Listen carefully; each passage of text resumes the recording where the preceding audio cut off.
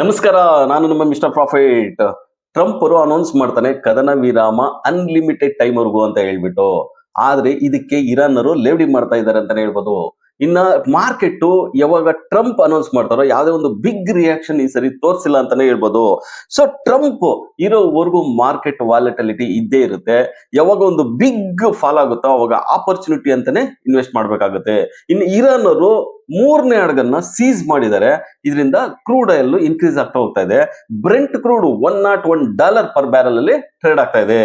ಇನ್ನು ಅಮೆರಿಕದ ಮಾರ್ಕೆಟ್ ನಿನ್ನೆ ರಾತ್ರಿ ಡೌಜನ್ ಬಂದ್ಬಿಟ್ಟು 400 ಪಾಯಿಂಟ್ಸ್ ಗೇನ್ ಆಗ್ಬಿಟ್ಟಿದೆ.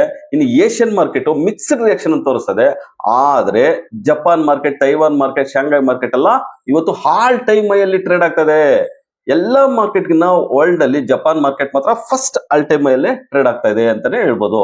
ಇನ್ನು ಗಿಫ್ಟ್ ನಿಫ್ಟಿ ನೋಡೋದಾದ್ರೆ 24,250 ಮಾರ್ಕ್ ಅಲ್ಲಿ ಟ್ರೇಡ್ ಆಗ್ತದೆ. ನಿನ್ನೆ ನಿಫ್ಟಿ ವೀಕ್ ಆಗಿ ಟ್ರೇಡ್ ಆಗ್ತಾ ಇತ್ತು.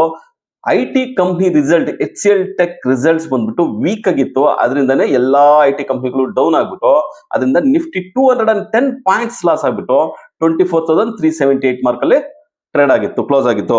ಸೊ ಇವತ್ತು ನಿಫ್ಟಿ ವೀಕ್ ಆಗಿ ಓಪನ್ ಆಗುತ್ತೆ. ಇವತ್ತು ಇನ್ಫೋಸಿಸ್ ರಿಸಲ್ಟ್ಸ್ ಇರುತ್ತೆ.